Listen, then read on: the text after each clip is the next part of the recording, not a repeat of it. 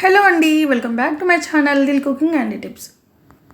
ఈరోజు వీడియోలో ఇంట్లో ఆకుకూరలు కానీ కూరగాయలు కానీ ఏమీ లేనప్పుడు ఇన్స్టెంట్గా వేడివేడి అన్నంలోకి కాస్తంత నెయ్యి వేసుకొని ఈ పల్లి కారం వేసుకొని తిని చూడండి, సూపర్గా ఉంటుంది. రోట్లో దంచుకుంటే దీని టేస్ట్ చాలా బాగుంటుంది. నా చిన్నప్పుడు మా అమ్మ రోట్లో ఇలా పల్లి కారం చేసిన తర్వాత అదే రోట్లోనే వేడివేడిగా కొంచెం అన్నం అలాగే కొంచెం నెయ్యి వేసి కలిపి మాకు గోరుముద్దలు తినిపించేది. చాలా బాగుండేది. కానీ ఇప్పుడు అలా రోట్లలో ఎవరు కూడా ఇలా పల్లి కారాన్ని దంచుకోవడం లేదండి. కానీ అదే టేస్ట్తో ఎగ్జాక్ట్గా పల్లి కారం కావాలి అనుకునేవారు తప్పకుండా ఈ వీడియో చూడండి, మీకు నచ్చుతుంది. ఈజీగా పల్లి కారాన్ని ఎలా చేసుకోవాలి అని చూపిస్తాను. సో ఇంకా లేట్ చేయకుండా వీడియోలోకి వెళ్ళిపోదాం. నేనైతే ఇక్కడ ఎక్కువ మొత్తంలో పల్లి కారాన్ని ప్రిపేర్ చేస్తున్నాను కాబట్టి సో ఎక్కువగానే చూపిస్తున్నాను. ఆల్మోస్ట్ ఇంగ్రీడియంట్స్ అన్నీ కూడా డబుల్ క్వాంటిటీలోనే ఉంటాయి.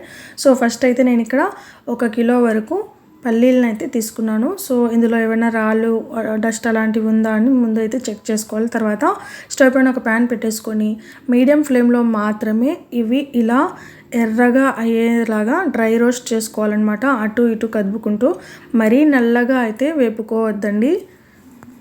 సో జస్ట్ ఈ వీడియోలో చూపిస్తున్నాను చూడండి. సో పల్లీల కలర్ ఈ విధంగా ఉంటే సరిపోతుంది.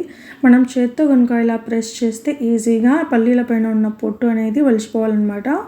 సో ఇవి కంప్లీట్గా చల్లగా అయిన తర్వాత చాటలో వేసుకొని చేత్తో కనుక మనం ఇలా నలిపినట్లయితే పొట్టు అనేది పోతుంది. ఆ తర్వాత ఇలా విసురుకుంటే సరిపోతుంది. సో పల్లీల నుండి పొట్టు అనేది ఈజీగా క్లీన్ అయిపోతుంది.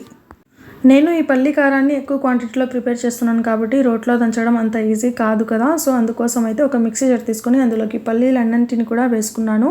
తర్వాత వీటిని 5 నుంచి 10 సెకండ్ల పాటు మాత్రమే మిక్సీ పట్టేసుకోవాలండి. సో మిక్సీ పట్టుకున్న తర్వాత చూపిస్తున్నాను చూడండి, ఈ విధంగా అయితే రెడీ అయిందనమాట. తర్వాత వీటిని రోట్లో వేసుకున్న తర్వాత ఇందులోకి కారం వేసుకోవాలి. సో కారం వేసుకునే క్లిప్ ఎక్కడో మిస్ అయింది, అందుకే వేసుకున్న తర్వాత చూపిస్తున్నాను. సో 1 కిలో పల్లీలకి 200 గ్రాముల వరకు కారం అయితే సరిపోతుందండి. సో బాగా ఉప్పు కారం తినే వాళ్ళకైతే ఈ కారం క్వాంటిటీ సరిపోతుంది. ఇంకా ఉప్పు క్వాంటిటీ వచ్చేసి గల్లుప్పు 2 పిడికెట్లు వేసుకోండి, కరెక్ట్గా సరిపోతుంది ఉప్పు. ఇలా ఉప్పు కారం వేసుకున్న తర్వాత రోట్లో వేసి చక్కగా ఒక 10 నిమిషాల పాటు మెత్తగా దంచేసుకోవాలి. సో ఇది ఆల్మోస్ట్ మనకు 90% మెత్తగా అయిపోయింది అని అనిపించినప్పుడు ఇందులోకి 15 నుంచి 20 వెల్లుల్లి రెబ్బలు వేసుకోవాలి.